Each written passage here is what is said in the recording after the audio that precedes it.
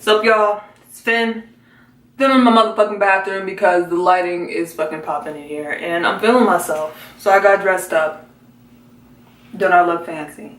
One thing I wanted to address right quick is some of y'all, not all y'all, but some of y'all be saying some of the most ridiculous fucking shit on some of my videos. If you want an idea, check the Why I Like Anal More video. It's just a goddamn cesspool that I swim in regularly.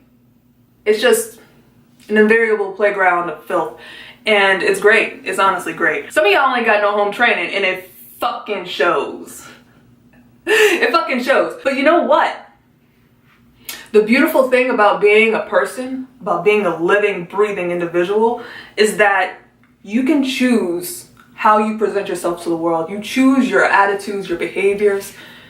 It's actually a glorious idea, the thought of free will, that you have agency over your actions.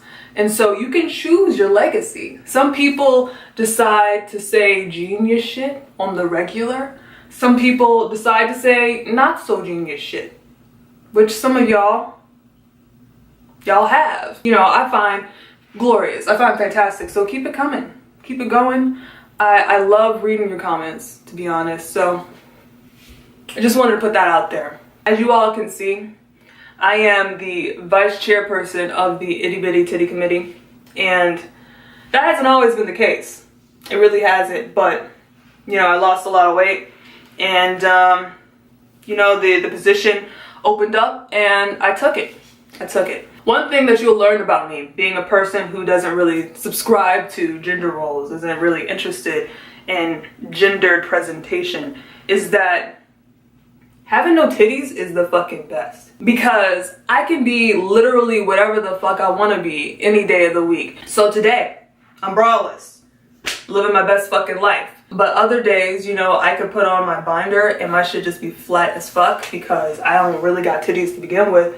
And then on other days, I could put on a push-up bra, push these puppies up, and be looking fucking just stacked.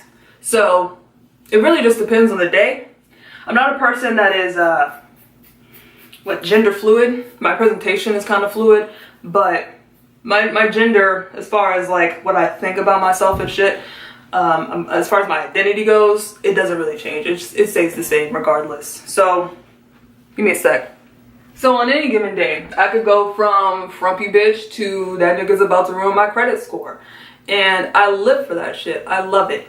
So earlier I was thinking about chest size and what it really means to me, and kind of reaffirmed that it doesn't really mean shit. Though I do surround myself with people that have giant ass titties. I don't know why that's a thing, but if you go through my friends list on Facebook, everybody is just massive, just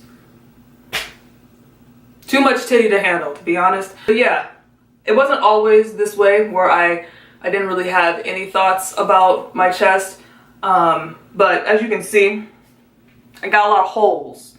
Got a lot of motherfucking holes on my face. And I got some holes down here. And what piercings do for me is claim, I don't know, that body part. I'm able to accessorize it. And so it doesn't become a thing that is a source of stress.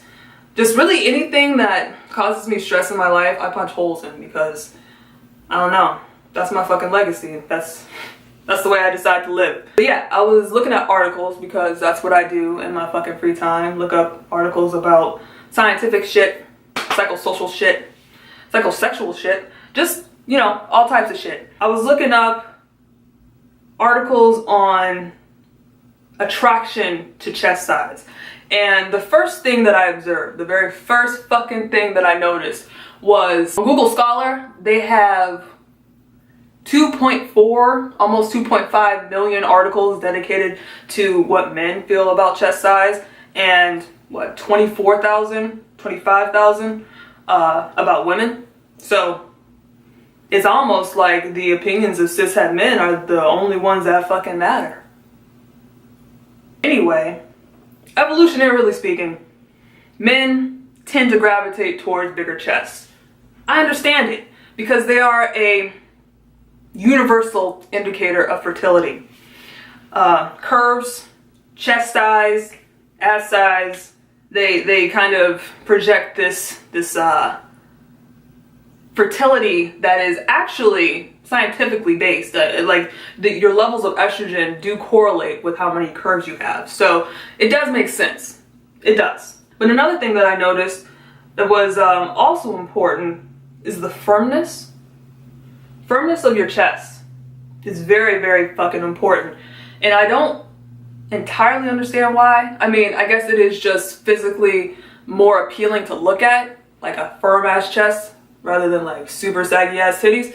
I get that, but I don't know. And seemingly, it's almost more important than the size to a lot of people, which I find interesting as well. But I personally have a pretty small chest, and I enjoy it.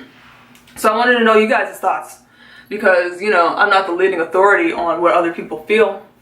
You are. And I wanted to know, what do you feel about titties?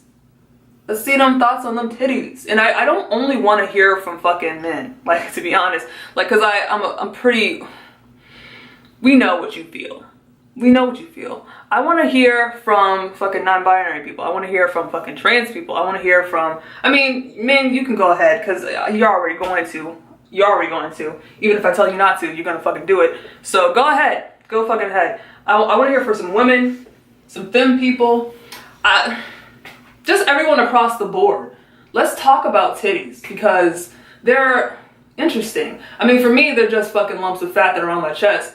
But for a lot of people, they're very important. A lot of people find a lot of comfort in having a chest. Some people find a lot of distress in having a chest. And I just want to understand all those thoughts, all those feelings, all those emotions that cascade from titties. Yeah, titties. So let's go.